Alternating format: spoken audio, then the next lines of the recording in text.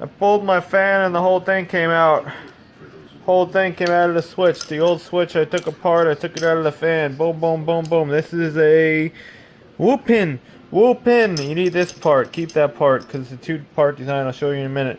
So it came apart, the chain broke. Tried to fix it. You go, this is impossible. The switch is all messed up anyway. Buy a new one. $3.99 eBay.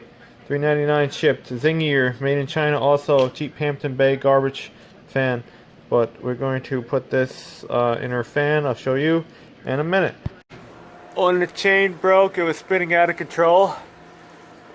The only way to get it to stop is that back and forth switch. I just put it right in the middle and it stopped it, and then I took the bottom off and pulled all the wires out. Black is load, and then these are your speeds. Brown on this fan anyway. The colors could vary. Brown, gray, and purple are the speeds after you get those 3 screws out.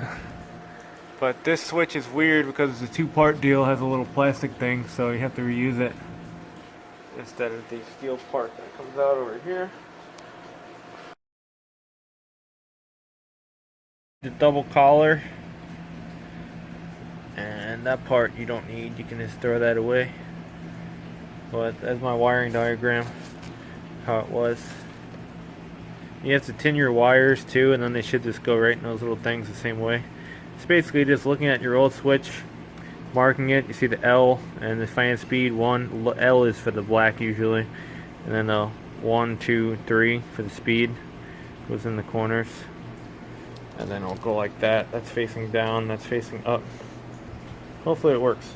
Alright, normal bitching around here. These wires just go in. If they're not tin, you have to tin them. See, the load is black. What do we have? 1 is gray. Brown is 2. Yeah, this fan is junk, but you were better off hitting your breaker too. I believe even when I had this up, I got shocked on my leg when I was contacting the ladder.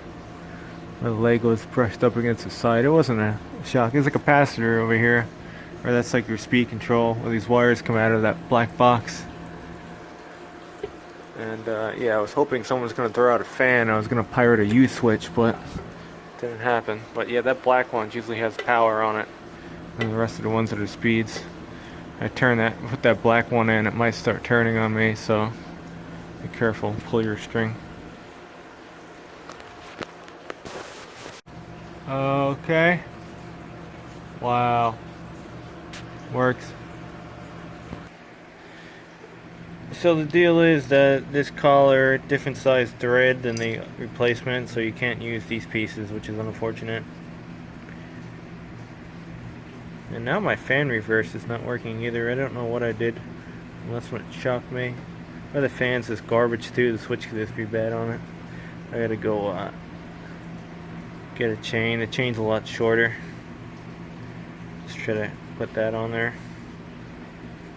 But yeah, done. Works. So the freaking fan wouldn't reverse, and contact cleaner fixed it. So this thing is such a piece of junk. Look at the junk in the background. It's a junk place.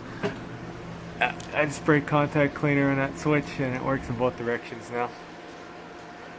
It's oxidized. Yeah, you can see it's rust everywhere.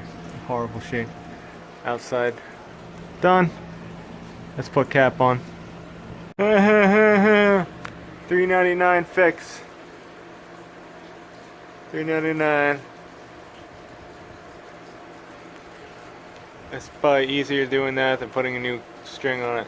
These piece of junk things work if you're wondering. Oh, this is just a circular switch, and every time you hit it, that rotates and goes to a different, it contacts different. Probably that black is there all the time, and as it rotates, it goes to the the brown, the gray, the purple, and that's your speeds. So it's directing the power. And there's like a capacitor in there, and maybe something else. I don't know. Maybe there's a resistor. I don't know what the hell's in that box.